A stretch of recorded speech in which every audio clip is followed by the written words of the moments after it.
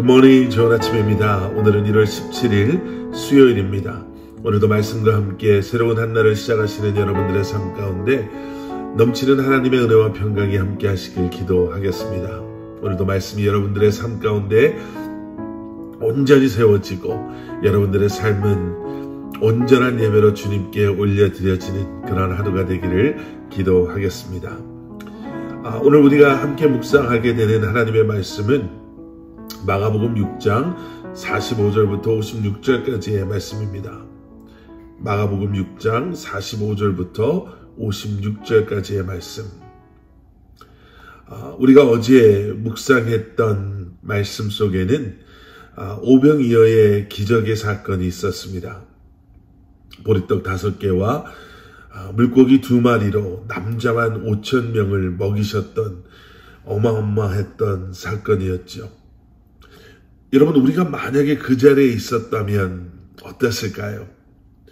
그곳에서 떡과 물고기를 먹고 배불리 먹고 또 남은 물고기와 떡이 12바구니에 가득 차 있는 것을 우리가 직접 목격했다면 여러분 어땠을까요?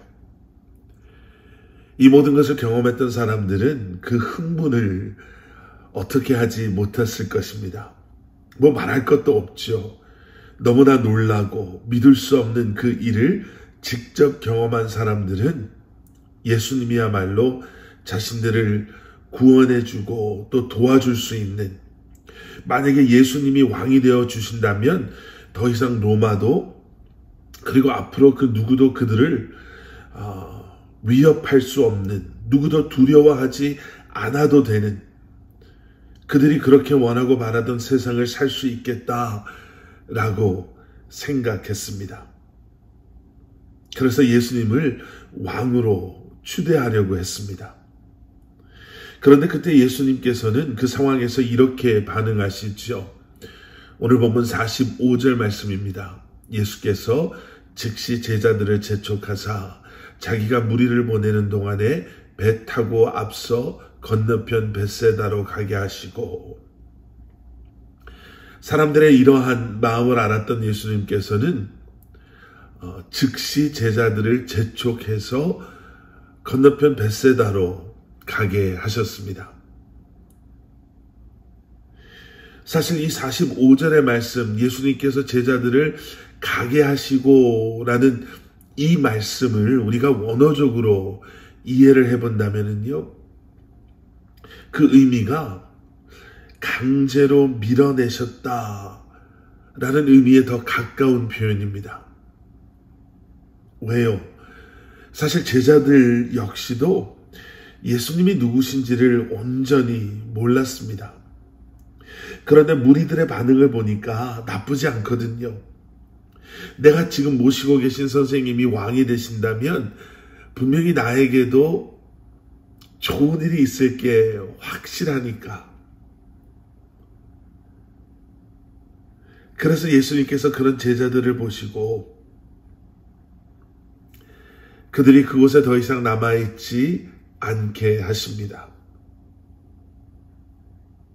예수님을 바라보고 예수님이 누구신지를 알았어야 했던 제자들이었지만 그들은 오히려 무리들의 반응을 보고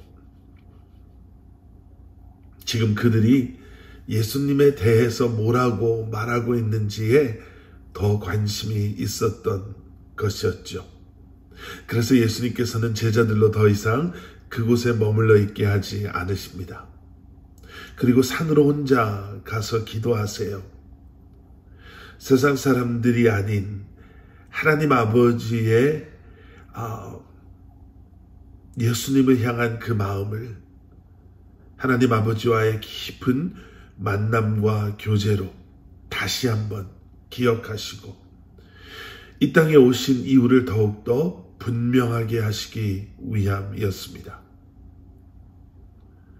예수님께서 이 땅에 오신 이유, 인기를 얻기 위함이 아닌, 사람들이 원하는 것을 이루어주기 위해서가 아닌 하나님의 구원의 계획을 이루기 위함에 다시 한번 집중하시죠. 여러분, 우리도 신앙생활을 하면서요, 예수님, 그리고 예수님을 믿을 때 경험하고 얻게 되는 것, 이 둘 중에 어디에 더 집중하고 있는지 돌아볼 필요가 있습니다.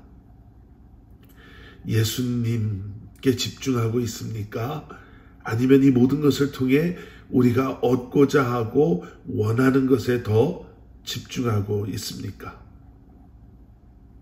예수님께서는 이 기도하는 모습을 통해, 제자들을 먼저 보내시는 모습을 통해 우리에게 우리가 어디에 또 무엇에 집중해야 하는지를 보여주고 계시죠.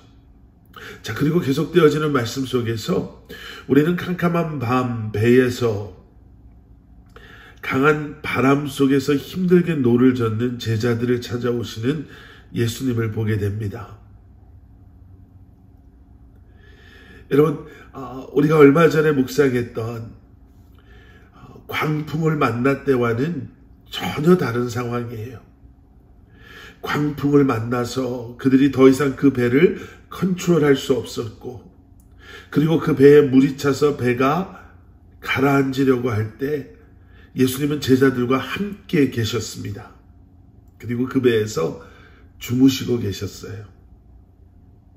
그런데 오늘 말씀 속에서는요, 그렇게 위험하고 위급한 상황도 아니었는데, 제자들이 살려달라고 아우성친 것도 아닌데, 그저 48절 말씀을 보시면 바람이 거스름으로 제자들이 힘겹게 노젓는 것을 보시고, 여기서 바람이 거스름으로라는 것은 맞바람 정도로 생각하시면 돼요.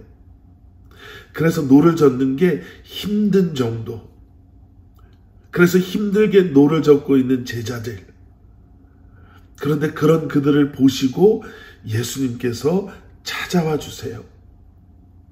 그리고 51절 말씀 보시면 배에 오르셔서 그들에게 가시니 바람이 그치는지라. 그 맞바람마저도 잠잠해집니다. 좀 비교가 되죠. 위험한 순간에는 주무셨던 예수님께서 조금 힘든 순간이었는데 찾아와 주시는 모습, 그것도 바다 위를 걸어서. 여러분, 예수님은 우리의 어려움을, 아픔을, 힘듦을 놓치지 않으시는 분이십니다. 그리고 우리를 찾아와 주시는 분이세요. 우리는 풍랑 속에서 주무시던 예수님의 그 스토리를 보면서 믿음 없던 제자들이 어떠한 상황 속이다 할지라도 주님께서 그들과 함께 하시면 아무것도 두려워하지 않아도 됨을 우리는 말씀을 통해서 묵상해 보았잖아요. 그리고 오늘 이 말씀을 통해서 우리는 힘든 그 상황 속에서 그 우리의 힘들어하는 모습을 안타까워하시고 불쌍히 여기셔서 우리를 찾아와 주시는 주님을 보게 됩니다. 바로 나를 사랑하시는 나의 주님. 내가 힘들 때 나를 찾아와 주셔서 나를 위로해 주시고 나의 힘이 되어 주시는 주님. 다시 한번 그 주님을 바라보시고 함께 하시는 주님께서 허락하시는 그 위로와 은혜 속에 이 한날을 살아가시는 여러분들 되시기를 다시 한번 주님의 이름으로 간절히 축원합니다. 함께 기도하시겠습니다. 사랑의 아버지 하나님, 나를 사랑하셔서 나를 찾아와 주시고 나로 하여금 주님의 도우심으로 인도하심으로 다시 한번 주님을 바라보며 주님과 동행하는 삶을 살게 하시는 아버지 하나님, 오늘 이 한날도 온전히 주님 앞에 올려드립니다. 우리를 붙잡아 주시고 우리에게 힘 주시고 용기 주시고 우리에게 믿음을 더하여 주시고 다시 한번 아버지 하나님, 주님께서 나와 함께 하심을 기억함으로 이 한날을 다시 한번 주님의 영광을 위해 믿음 안에 승리하는 삶을 살아가는 저희들 되게 하여 주시옵소서. 예수 그리스도 이름 받들어 간절히 기도드렸사옵나이다. 아멘.